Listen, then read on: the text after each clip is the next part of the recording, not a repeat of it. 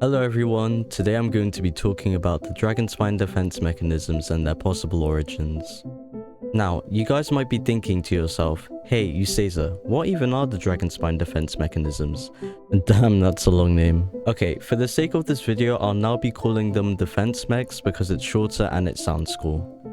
Anyways, if anyone remembers, there were these fidget spinners on steroid looking demigorgon and defense mech like enemies that were littered all over dragonspine that we know next to nothing about, because they are technically classed as hazardous obstacles rather than enemies, despite the battle music. Also, they are not listed in the archives. Summons and Ningguang's attacks don't target it, although normal attacks will auto-target them. And mini Seelies, which normally hide when entering combat, will not hide from them.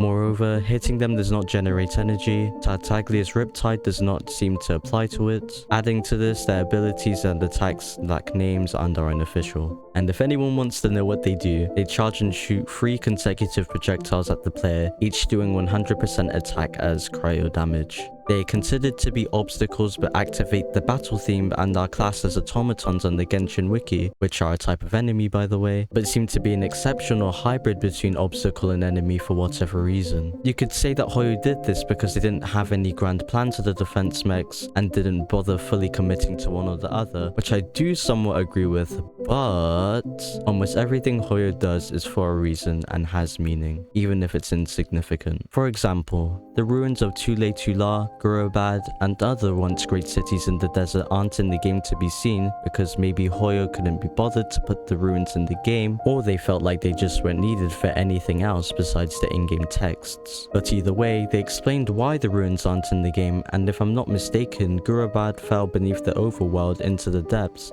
just like Enkanomiya, and Tule-Tula, Aikanu, and other once great Sumeru cities were destroyed or just withered away, with Sun leaving domains as their last effort to show that they existed. In short, to stop players from thinking, oh, Hoyoverse really likes to talk about all these great civilizations that existed in the lore but never show them in the game, they give a reason why it's not in the game, which gives it meaning and actually does make it make sense. Hoyo always explains why something in Genshin happened or didn't happen in their many forms of walls of dialogue, character stories, domains, birthday messages, and even artifact and weapon descriptions. No matter how insignificant it is, and no matter if Hoyo is talking about a washed up, destroyed city that existed thousands of years ago, everything that happens is for a reason.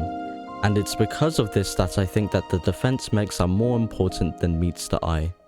Also, fun fact, these evil windmills spawn with stats based on the player's world level, but because they do not respawn or despawn, they retain the same stats. This means that loading up an area where defense mechs spawn at a low level will make them very easy to kill at later levels, as their HP will not increase. Unique among them is that they can also target present enemies in sight, making them the only enemies to do so.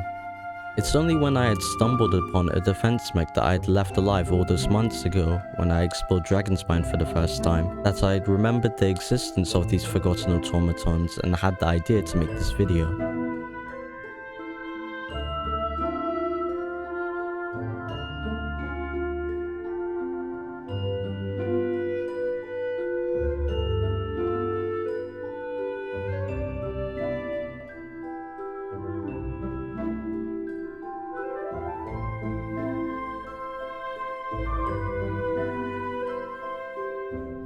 As you can see, just one attack is almost enough to kill it, so I left this one alive because I was afraid that if I had killed it, then it wouldn't respawn.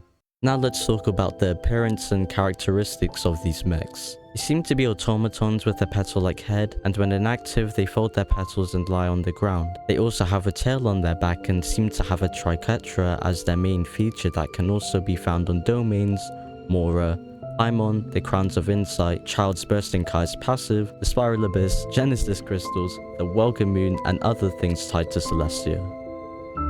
Cool, right? And these defense mechs were made over 2,600 years ago during the reign of the Salvindigna civilization that populated Old Dragonspine when it was a lush mountain with greenery. And now for a quick summary of Salvindigna, it was a civilization created by people many years ago that were trying to seek refuge from Mondstadt's harsh and snowy blizzards created by our favorite wolf. These people found Dragonspine, a lush and warm mountain brimming with vegetation. The people prospered on the mountain and even had the help of Celestia that seemed to reside over them in these old times. But eventually, Salvindignir was hit with a Celestia nail that splintered it, creating 3 orbs. One damaged an Erminsul tree, resulting in a ley line disorder, and the other 2 landed in different places. Then, all 3 of the orbs started to cover the mountain in snow, slowly freezing all the inhabitants to death. It seems that Celestia turned on the people of Salvindignir for whatever reason, but before all of that happened, they seemed to care for the people and even helped them. We see this in the many frescoes and murals that the princess made depicting divine envoys descending on the mountain.